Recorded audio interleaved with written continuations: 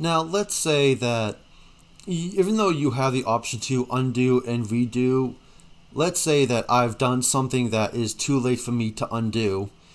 There are restore points in this web builder. So what I'm going to do is go over here in the three dots, go to settings. And now in this section where it says site backup, there are different restore points that will be created here, and you can create new restore points. So let's just give this a title. Well, I'll just leave it as is, say save. Now I could go to any of these restore points. So let's go back to this one, restore. Oh, now I'm gonna lose a lot of the work that I made. Uh-oh. Okay, so I'm back at the start of the web builder, but I want to go back to where I was. So I want to go back into the future. Kind of like that movie. So I'm gonna go back to settings. Let's see, site backup. And now I'm gonna go to this restore point right here. And see how more were created after I restored.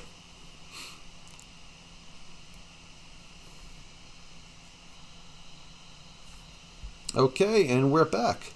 Now, taking a look at this, I noticed that my cover image is getting cut out, so I'm going to change this. Wait, why is that? Oh, I think it's too high. It was too high, that's what it was. Because if I increase the height, then it'll cut the edges.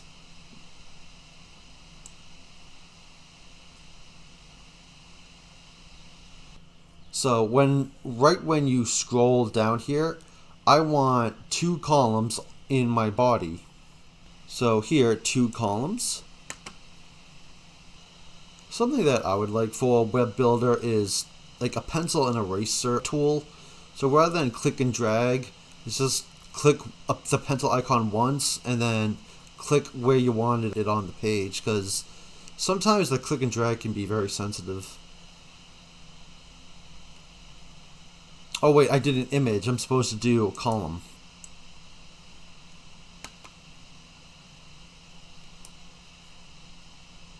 Alright, now I'm gonna resize this column to be about here. Now if I look at this row here, I see that it's right on the edge of this whole container, and I want it to be aligned. I want the margin to be aligned here. So I'm going to click this row, and the first thing I'm going to do is change the spacing. What happens if I put 40? I'd say that's about good. So now I'm going to say 40 here too. I mean, the reason I have less space in this column and more space here is because anytime there is new content on my website, it's going to show up here.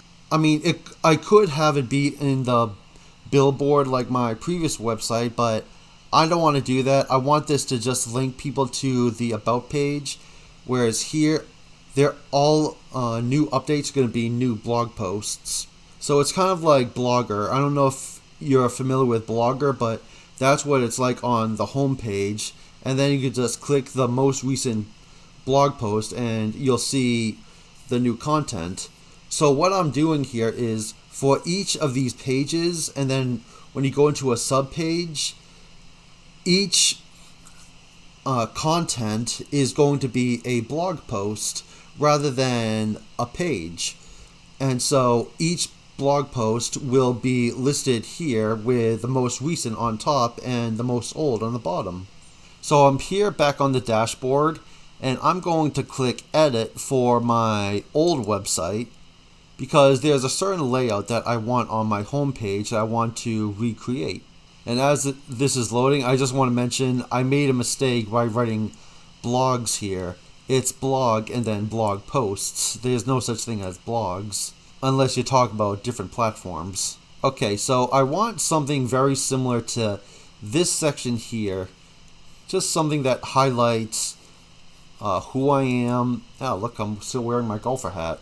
And you contact me, the social media icons, interests, preferred software, which some of this information is going to have to be updated.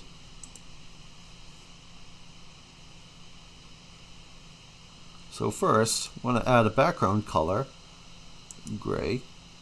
Now I noticed the very first thing that I added there was text. So let's add text.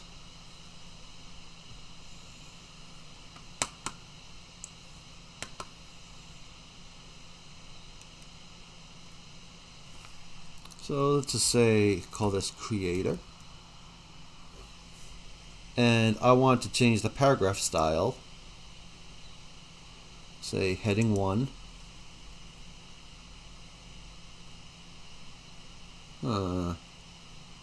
That's a bit big, so let's change it smaller. Heading 2. Yeah, I like that. And did I have a colon? Nope. Next is a photo of me, and that's going to be updated too. I'm not going to add a photo yet. I'm going to do that later. Next would be my name. So add another text. Oh my god. I really feel that the drag and drop should be updated, because sometimes you drag and drop at the wrong places. I would love just maybe like a brush and eraser icon or something. I'm going to type my name, Brian Leduc. And no, it's not Leduc. A lot of people make that assumption. Now I'm going to go to, and I'm going to give this an underline. Oh, wait a minute. And this needs to be centered. I want creator to be left aligned, but my name to be centered. The contact me button. This will lead to a contact form. You can add contact forms on Duda. And the contact page is going to be in my footer. The about, contact, and home pages are going to be in the footer. So here I want to add a button.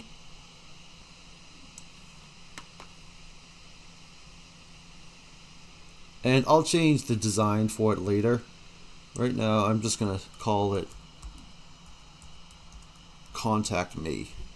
Yeah, because that doesn't look very readable right now. Light text on a light color. All that will be changed later. And next, I believe, were the social icons. Yeah, because contact and the social icon should definitely go together.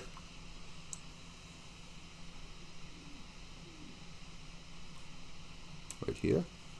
And a lot of these social icons, these are platforms I'm currently working on, so you will not be able to follow me on a lot of them yet. I am on YouTube and X, but I'm working on the others currently.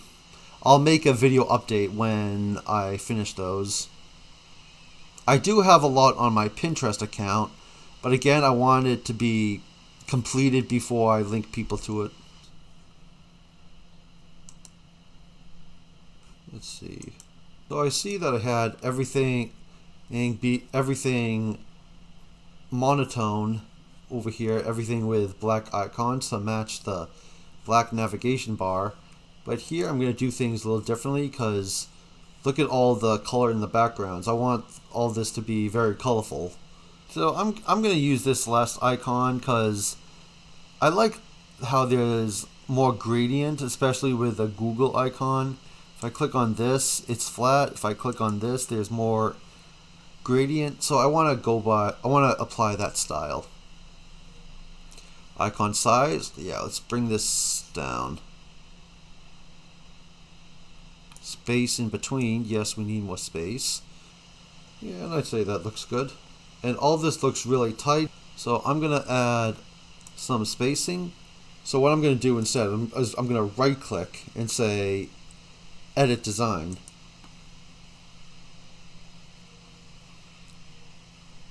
And I'm gonna go to spacing, and I'm gonna say, let's see what 30 looks like. 30. Let's do 20. That looks a little too large. 20. And now do 20 down below. No, actually, I'm going to just do 20 on the top, because if I do 20 below on this and then 20 above on the next element, then there'll be 40 together. So now let's go to the button icon, design.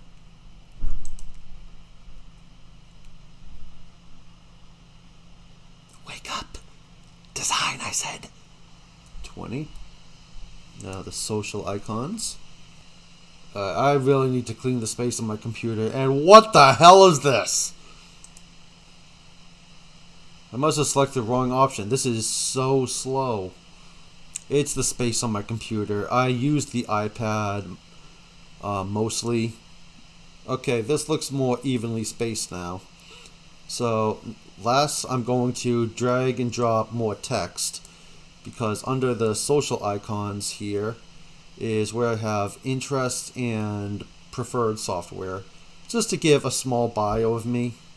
I'm going to just add the text rather than to add content, because I don't want to keep you hanging. A lot of this are things I'll be doing later.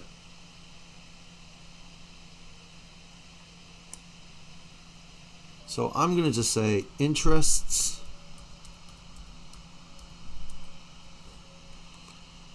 And now I believe it's heading 4. And here I would have regular text. And now add space. And now heading 4 again.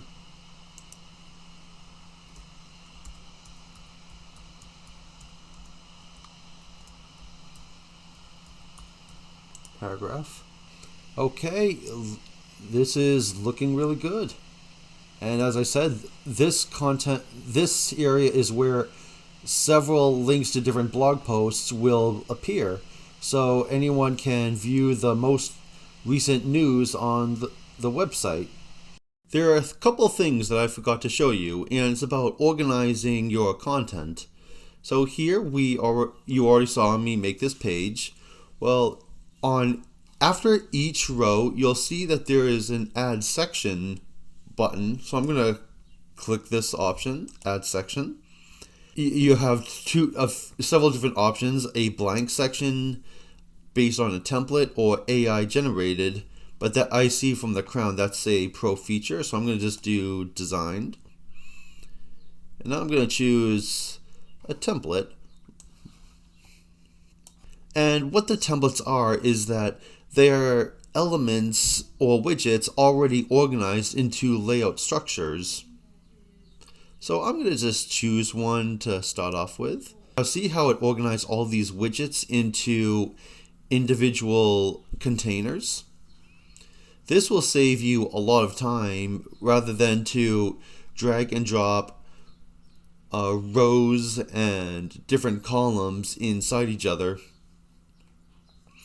But I don't need this, so I'm going to just delete this.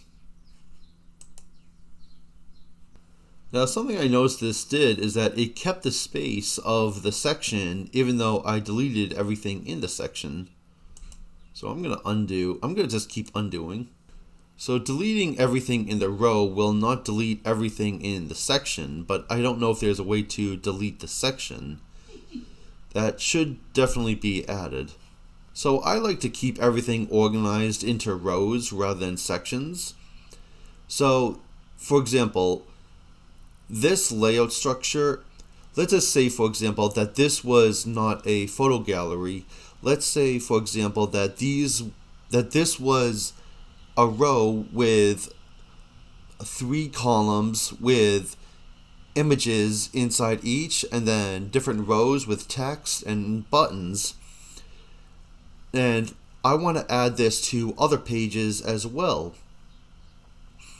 Now, it would take a while to repeat the same thing for each page, but what you can do is if you click on row, you'll see that there is a copy option right here, copy.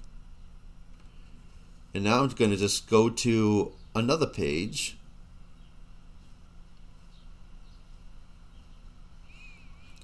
And now in this row, I'm going to say paste.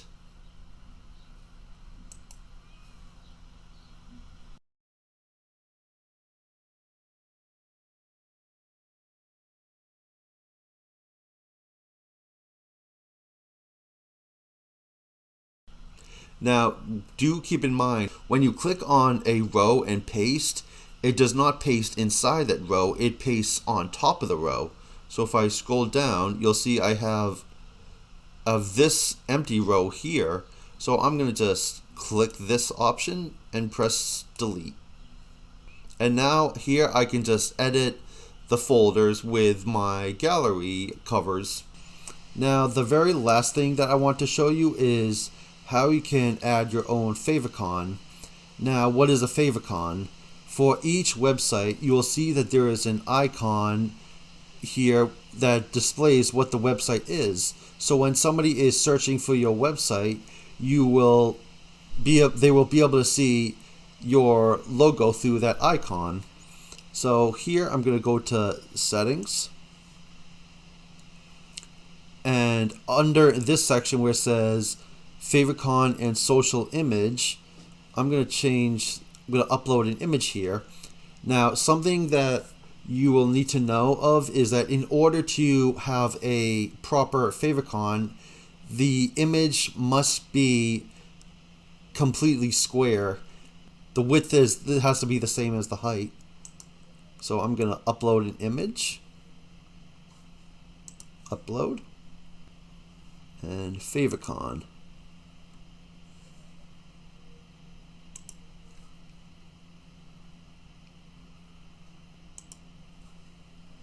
There. So my logo is a crown logo, so that's where this will appear. So I would say that the pros of this web builder in comparison to a lot of others would be these advanced features. You can choose how the menu appears for different devices and which pages show in the menu. You have a global styles editor. You can add a membership plan for visitors with the right extension. You can animate the entrance to any widget. You can animate the hover of any widget. Links can also link to anchors and custom-made pop-ups. There are advanced layout and spacing options over the header, body, and footer separately. You can organize your content in columns, accordions, and lists.